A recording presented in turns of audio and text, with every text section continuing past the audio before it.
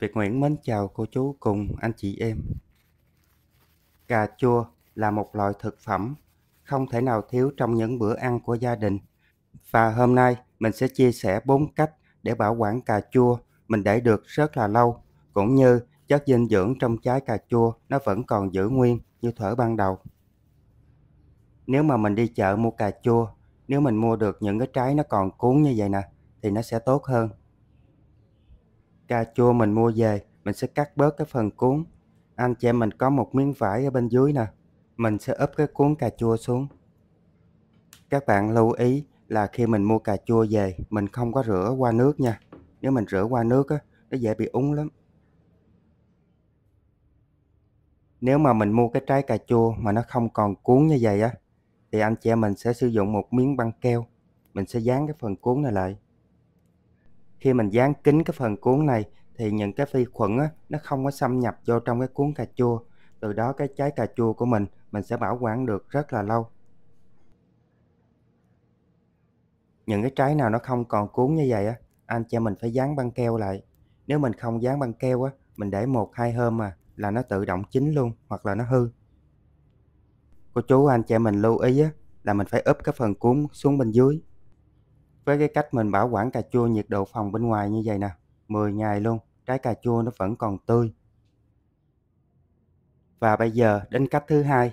Cách thứ hai này mình cũng bảo quản ở nhiệt độ phòng ở bên ngoài luôn.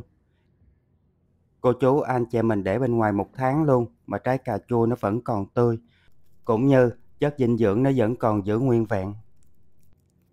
Cũng như lúc đầu, cái trái nào nó mất cuống á, mình cũng phải dán băng keo kín lại.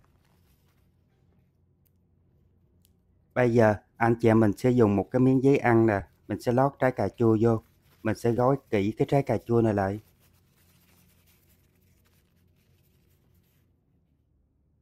Khi mình gói trái cà chua trong cái miếng giấy ăn á, cái lượng không khí nó sẽ không tiếp xúc được với trái cà chua. Từ đó cái trái cà chua của mình nó sẽ giữ nguyên cái màu sắc, cũng như nó sẽ không có bị mất cái lượng nước, và nó giữ cho cái trái cà chua của mình được tươi lâu. Anh chị em mình chuẩn bị một cái thùng giấy cạc tông, mình sẽ bảo quản cà chua trong cái thùng giấy này. Mình cũng có thể bảo quản được nhiều lớp. Cứ mỗi lớp á, anh chị em mình sẽ lấy một miếng giấy lót lên trên cái bề mặt. Cũng tương tự như mình để cà chua bên ngoài vậy đó, thì mình để được 10 ngày. Nhưng mà Việt Nguyễn sẽ cho thêm một nguyên liệu nữa, thì mình sẽ để được 1 tháng ngoài luôn. Mà cái trái cà chua của mình á, khi mình lấy ra nó vẫn còn tươi trong luôn, không có bị hư hay là gì hết. Cái cách bảo quản cà chua trong thùng giấy này nè, mình thực hiện rất là nhiều lần rồi. Để bảo quản cái trái cà chua của mình được tươi lâu á, anh chị em mình sẽ cho vô đây 2 muỗng canh bột baking soda. Cái bột baking soda này là một phần nguyên liệu của làm bánh, cho nên là nó rất an toàn cho sức khỏe, không sao hết. Khi mình cho bột baking soda vô thì nó sẽ hút cái độ ẩm của trái cà chua, từ đó nó sẽ giúp cho cái trái cà chua của mình được giữ tươi lâu mà không có bị hư. Với cái cách này thì anh chị em mình để 1 tháng ngoài luôn mà cái trái cà chua của mình nó vẫn còn tươi trong, không có bị hư. Nếu mình bảo quản nhiều á, mình có thể cho vô một cái tờ giấy nữa, mình chồng nó lên. Còn bây giờ Việt Nguyễn sẽ đậy nắp lại, và mình bảo quản cái cách này á, nó còn lâu hơn là mình để trong tủ lạnh nữa. Cái cách bảo quản cà chua trong cái thùng giấy này, Việt Nguyễn làm đi làm lại rất là nhiều lần, thành công rồi. Hôm nay mới chia sẻ đến cô chú anh chị em mình biết luôn. Và bây giờ là đến cách thứ ba. Cái cách thứ ba này mình sẽ dùng cho những cái trái cà chua mà nó chín rồi á, mà mình chưa có dùng kịp đến đó. Anh chị em mình sẽ sử dụng một cái màng bọc thực phẩm nè. Mình sẽ bọc cái trái cà chua lại. Nếu mình không bọc cái trái cà chua trong cái màng bọc thực phẩm á, mình để trong ngăn mát tủ lạnh á, cái cà chua nó sẽ dễ bị mất nước, và từ đó cái da của cà chua nó nhăn nheo lại, và cái chất dinh dưỡng trong trái cà chua nó sẽ không còn nhiều nữa.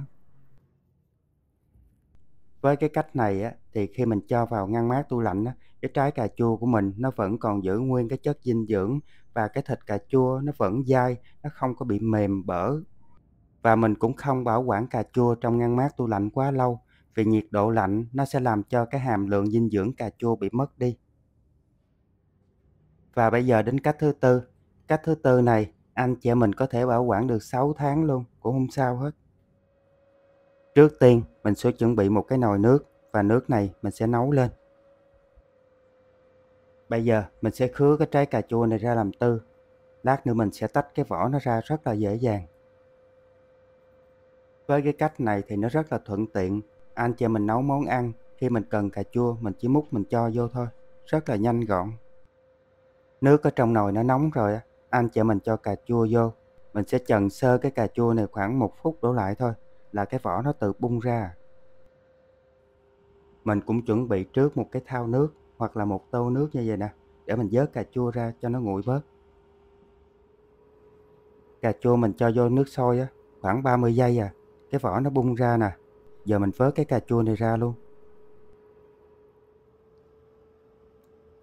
Vớt cà chua ra mình cho vô cái tô nước để lát nữa mình lột ra nó dễ hơn. Chứ anh chị mình để bên ngoài nó nóng, mình lột nó dễ bị phỏng tay lắm.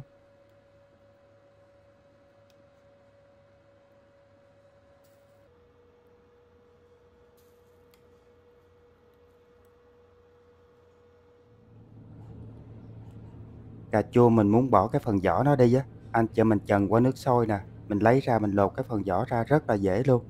Mà cái lượng thịt cà chua nó cũng không có bị mất đi. Giống vậy là cái tiếng nói của mình nó đã khàn khàn rồi, nói chuyện nó đã khó nghe rồi. Mà mấy hôm nay trời nóng cái tiếng nó lại khang luôn. Cô chú anh chị mình xem video, nếu mà có gì mà không ổn thì bỏ qua cho Việt Nguyễn nha.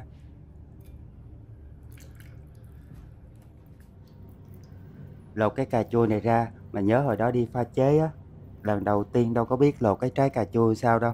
Có đứa bạn nó chỉ cho lột cách này nè, rất là nhanh luôn.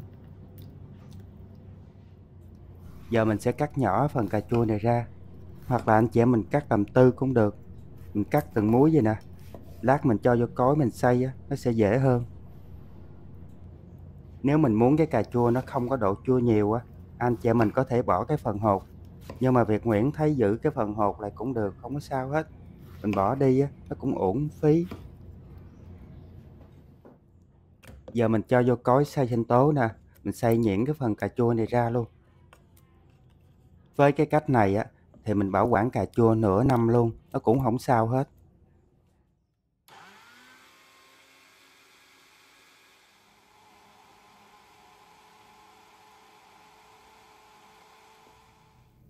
Cà chua sau khi mình xay mịn rồi, giờ mình cho nó vô một cái nồi hoặc là một cái chảo vậy nè, mình nấu lên. Để bảo quản cà chua của mình nó được lâu anh chị mình sẽ cho 1 muỗng cà phê muối vô. Mình cho thêm muối vô, nó có độ mặn mình bảo quản cà chua nó được rất là lâu. Giờ mình sẽ mở lửa trung bình, mình sẽ nấu cho cái phần cà chua này nó sánh lại. Nó có một cái độ sệt thì mình sẽ tắt bếp. Mình để lửa trung bình mình nấu khoảng 10 phút là cái cà chua của mình nó sẽ sánh lại.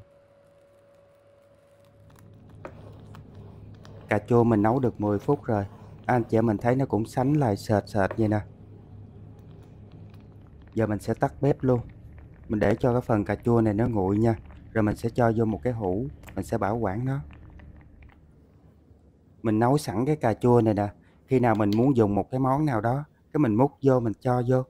Nó rất là tiện luôn, không có làm mất thời gian của mình.